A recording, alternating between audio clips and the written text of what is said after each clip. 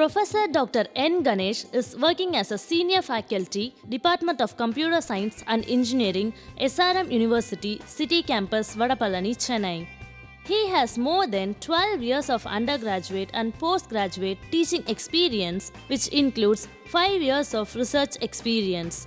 He has trained many corporate batches on technologies such as mainframes, Application Systems 400, SAP, ABAP. He has published 10 articles in both international and national journals. He has presented several papers in both national and international conferences. He has written 4 books which are prescribed in Anna University affiliated colleges, SRM University and Bharat University. His research interests are software engineering, data mining and cloud computing.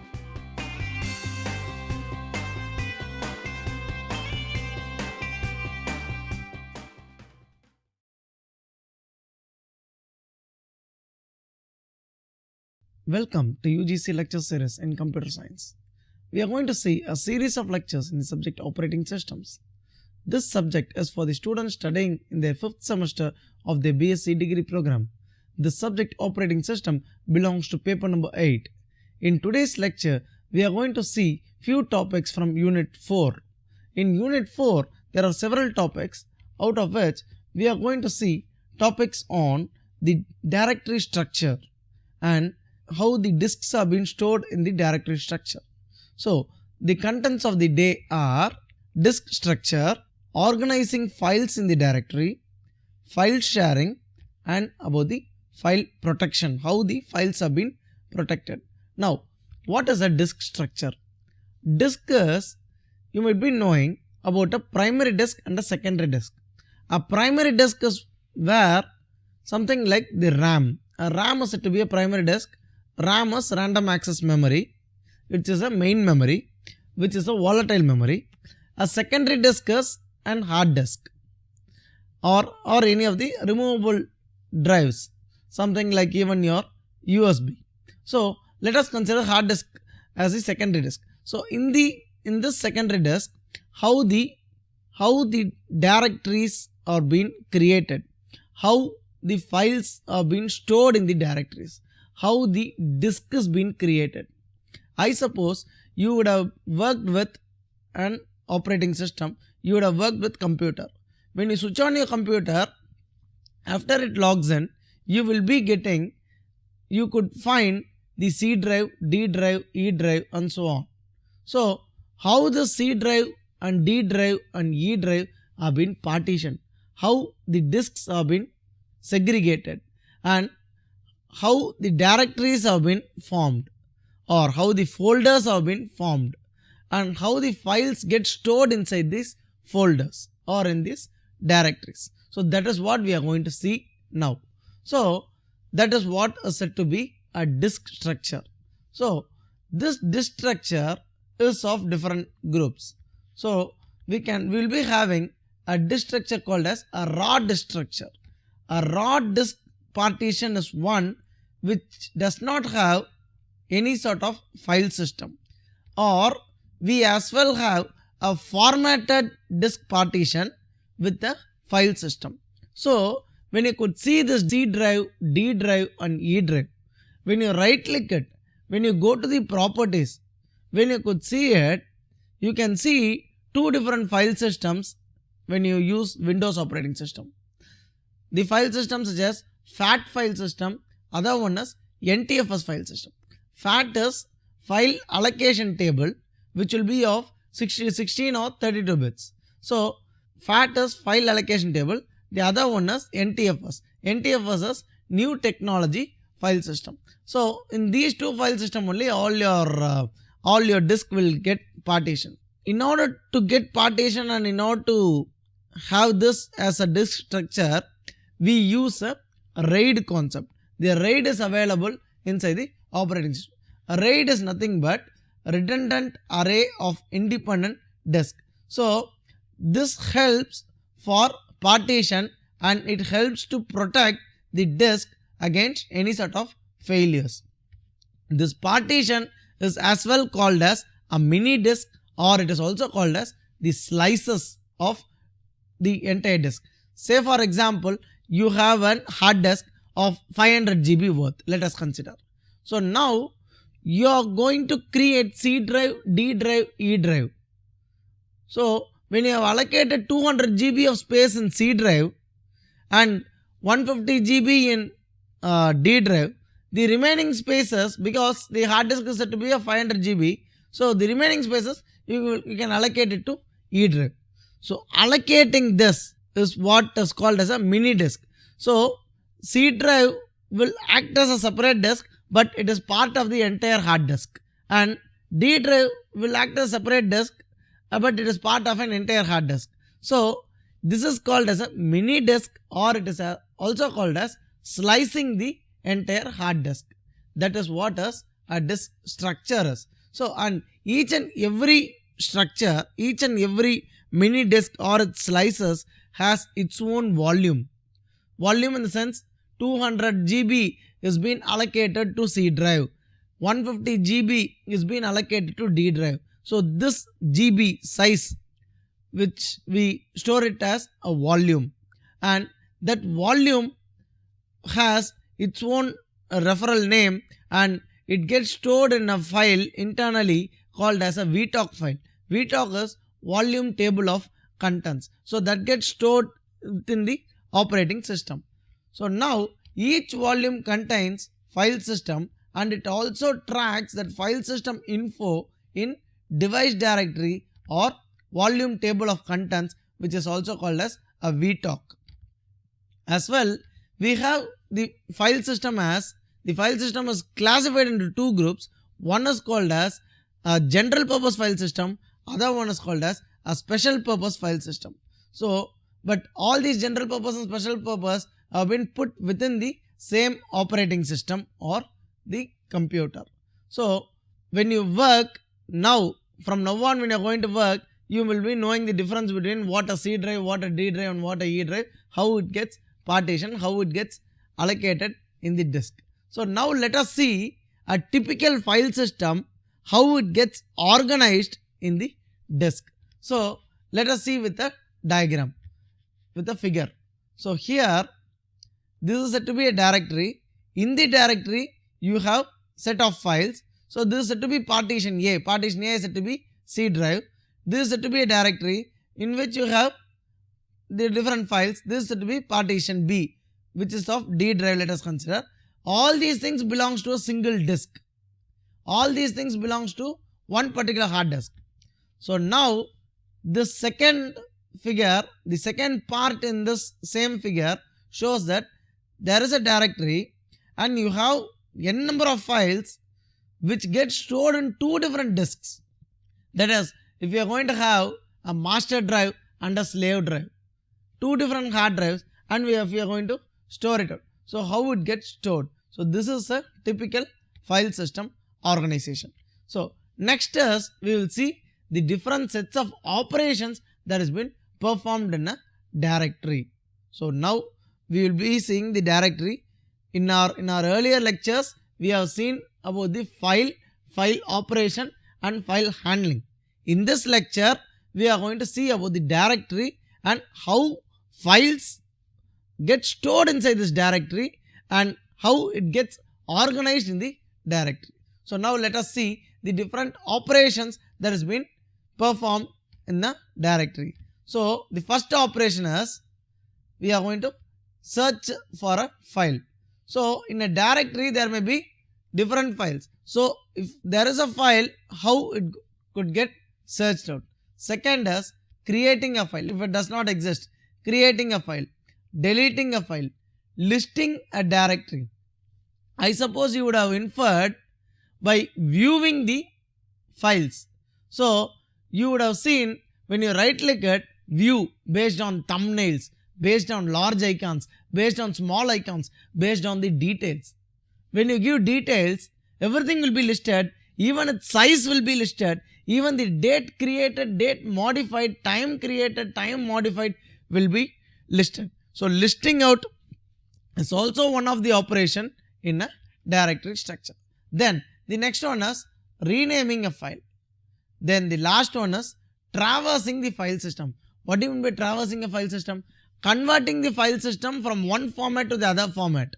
Something like from FAT system to NTFS system, from NTFS system to FAT system. So then we will be seeing how the directory is being organized into. So the directory is organized in means of efficiency and naming. So let us see over here. It has one as efficiency. Efficiency is locating the file very quickly. Then naming. Naming is which is convenient to users. Then grouping. And then when we are going to see efficiency, locating the file quickly. So when you are going to store, if it will be, we can track or trace the file if it is being stored inside a C drive or inside a D drive. Supposing, let us consider D drive is pretty empty and you do not have any contents inside D drive. So when you store the contents, so when you are going to store it outside itself, we can easily track it out, easily identify. And supposing we are going to create a folder by name A, and when you are going to store the file X, then you need to click on A drive, A directory, and then inside A folder you will be having the file name X. So even this takes quite amount of time when compared to keeping the file X on the D drive directly. That is called as efficiency. Then we need to name a file. Anything and everything, if I want to search and retrieve the contents, I need to have a name. Even if I want to call a candidate, call a person who is in a group, if I know his name, I can call him directly rather than saying with rather than calling him with other names like hello, hi, come here. If calling in that sort will not be efficient, and then if you are going to have your names, it will be better. So always the file naming is required in order to call the specific file. And then that is one other file directory handling, organizing. Then groupism. So logical grouping of files by properties. That is, your programming language files will be grouped at one sector. Your gaming files will be grouped at a different sector. Movie files will be grouped in a different sector. Music files will be grouped in a different sector. Other contents will be grouped in a different sector. So grouping it, arranging the file content is as well and organizing the directory. So now let us see as a different levels of directory structures. One is called a single level directory. So what is a single level directory? Let us see with a figure. So a single level directory is for all users, wherein these are said to be the directories. You have CAT, BO, A, test, data, mail, CONT, hex, records. All these are said to be directories. So these are the files that are linked to this directory.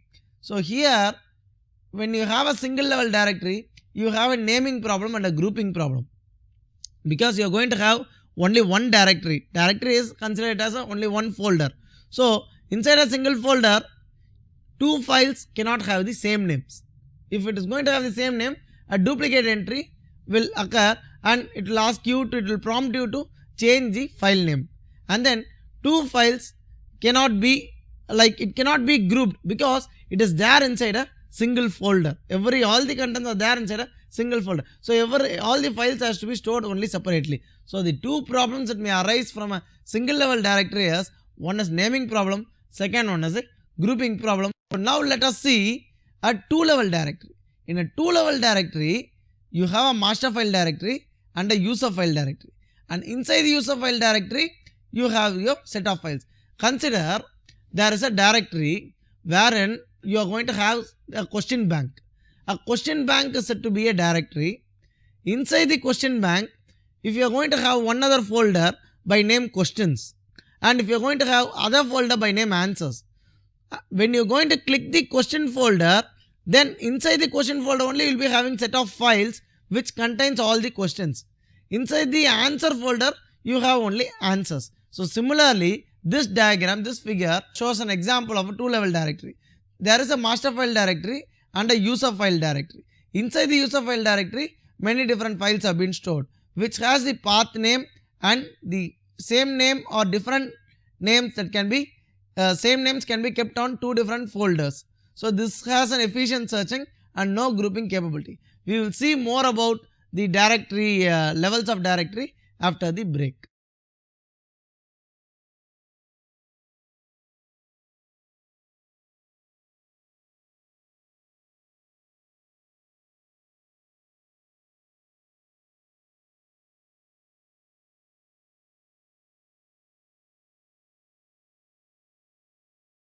Welcome back after the break.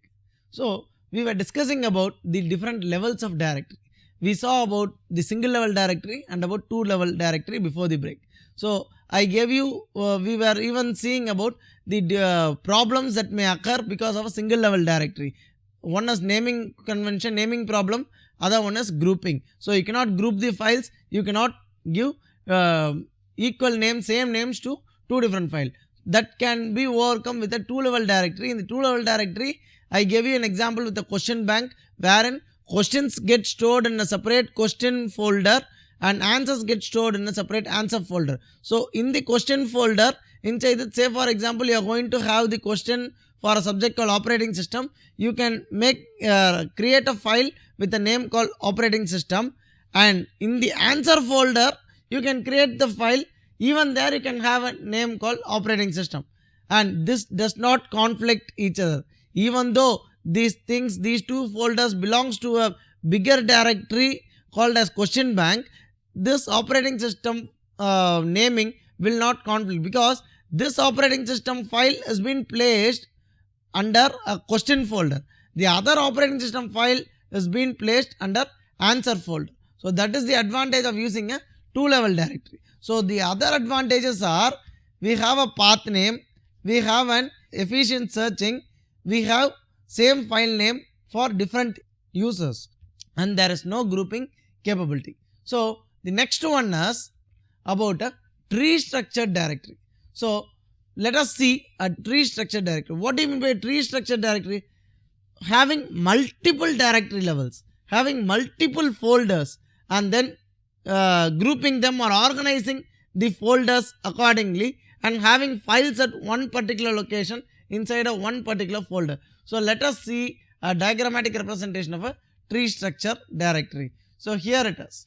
Here we have a root tree, and under root we have n number of directories. Under the first directory we can have second directory, or we can even have files under this directory. So under second directory, this can have 3 or 4 different directories, and this can also have files. So this is a representation of a, similarly over here. So this is a representation of a tree structured directories. Now what is the advantage of using a tree structured directory? When we use a tree structured directory, the searching level is so efficient. That is, if I am going to say that I need to search for an operating system question paper. So I am sitting in the office, wherein I am been given an access to the computer.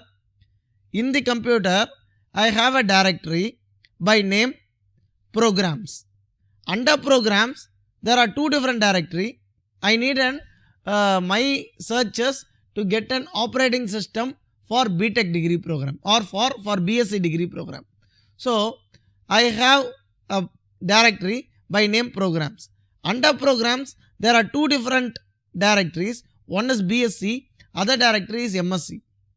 Under BSc, I have, when I open that folder, I have a different set of directories as first semester, second semester, third semester, fourth semester, fifth semester. And under MSc, I have in a similar way. So under these things, if I pretty well know that operating system belongs to fifth semester, I will directly go to the fifth semester folder and click on that. Under fifth semester, I have different subjects, operating system and other subjects. So since my aim is to get the question paper operating system, if I click the operating system folder, I will be getting the questions. So I will be having set of files inside it as question papers. So I can very well take out the operating system question paper. So this is how it goes. So this is called as a tree level directory structure. So because of this, the searching level increases, efficient searching, and we can group things accordingly. and the current directory can be identified easily. Current directory is nothing but a working directory, and the command given over here is a Unix programming. So this is the command that is used to retrieve the contents from a Unix operating system. Then we will see what is a file sharing, how the files are being shared from one directory to the other. So when we are going to search a file for a single user or for a multiple user, then how it gets shared. File sharing is, from the name it denotes, two users can share a single file. So it has to be placed in a particular location wherein two different users can gain access to the file. I suppose when you are working with Windows operating system, you would have seen when you are switching it on, before logging on, there will be n number of users as staff user, administrator, guest, student, and all your names. So each and every one will be having a different username. So when you click on to your user as guest or to your name, then you have a different working environment, you have a different wallpaper, and the administrator will have a different wallpaper, and the guest will have a different wallpaper. So likewise, it gets segregated even when we are logging in itself. So if I want to share a file, as far as the desktop wallpaper is concerned, it may be different, but the contents available in D drive or in E drive will be shared by both the people. For people who is working in with username, person who is working with the guest name can share the contents. If it is of a same system, this is the case. If it is of a remote machine, the contents has been put on a server, then a person from user 1 can share the content A, and even the person with user 2 can share, who is working in a different system, can share the same content that has been located in the server. So this is what a file sharing is. A file sharing can be done through a protection scheme. On distributed system, files may be shared across a network. Across a network in the sense, it can be put under a server and then you can share it across. Then network file system is a common distributed file sharing method. It is called as an NFS. Then this file sharing, if you are going to have if you are going to have multiple users, then you require a user ID and a group ID. For computer 1, I am the user X. For computer 2, the user is said to be Y. So here there is a computer name, there is a user name, and there is a group name X, and there is a computer name, say for example B, and a user name is Y. So they are going to share a file called C. So this is how a multiple user work with. Then we will see if it is of a remote file sharing, how it works out. Remote file sharing will be working on a basis of an FTP basis. What is FTP? FTP is file transfer protocol. So on a file transfer protocol, the files can be tracked and it can be transferred from the server and it can be copied to the individual users machine. That is called as FTP, which has been done on a remote sharing basis. Then next one is we will see the file sharing on a remote file system. So this is a client server model. Server can serve multiple clients, and clients and user on client identification is insecure or complicated. So NFS is a network file system, is a Unix file system. It is a standard Unix client server file sharing protocol, and CIFS is a standard Windows protocol. So standard operating system file calls are translated into remote calls. And then distributed file system can be used via an active directories or via using naming services, certain naming services.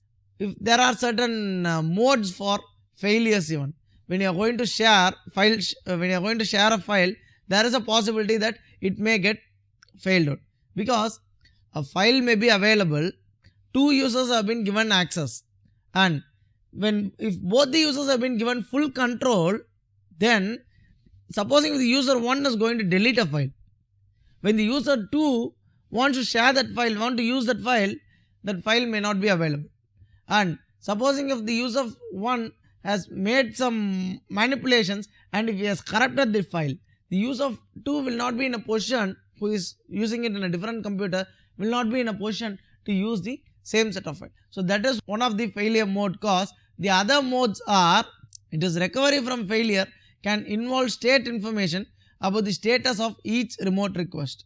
So stateless protocols such as NFS, network file system, include all information in each request, allowing easy recovery but with lesser security aspects. So then let us see about a consistency semantics.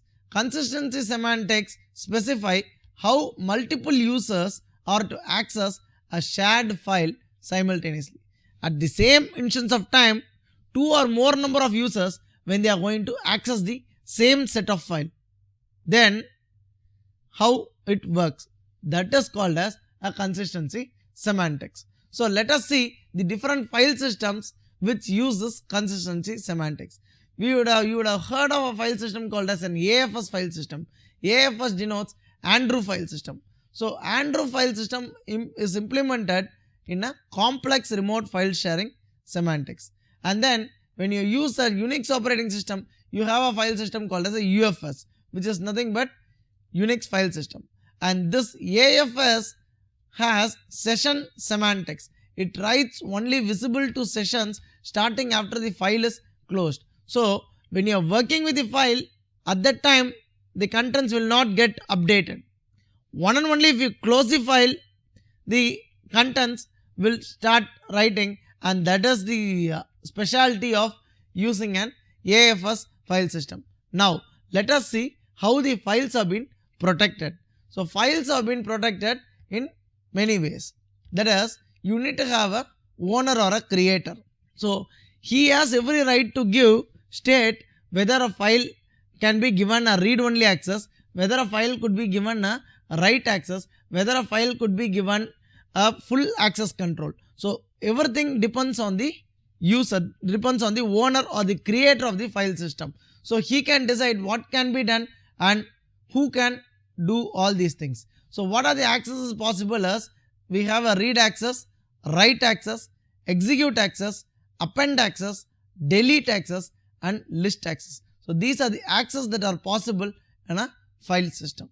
Then let us now see how these accesses are being working under a Windows XP environment. In Windows XP, I suppose when you have a chance to work with Windows XP operating system, when you right click the My Computer icon that is available in the desktop, and when you could find a properties tab. When you click the properties, you could find a screen similarly of this sort. Here when you click the properties, you will be having general, security and summary. Under security, supposing if you have logged in under a guest login, you have, these are the permissions for a guest: allow and deny, full control, it's denied, modify is denied, read and execute is denied, read is denied, write is denied, special. So all these things have been denied. So which means that the guest does not have any other any sort of access to access this particular file. So this is what this is a practical example that can be seen under a Windows XP. Now let us summarize of whatever things that we have seen in today's lecture. We have seen about the disk structure as well as the way in which the files are organized in a directory. And then we have learnt about how files are shared. We have discussed about how the files have been protected. Now let us see what are the possible questions that could arise from this today's lecture. So question number 1, how are files organized in the directories? What is file sharing? How are files shared with respect to multiple users? Where are Andrew file system used? How are files protected? So these are the questions that are possible from this lecture. With this, we come to an end of this lecture. We will see more topics in our forthcoming lectures. Thank you.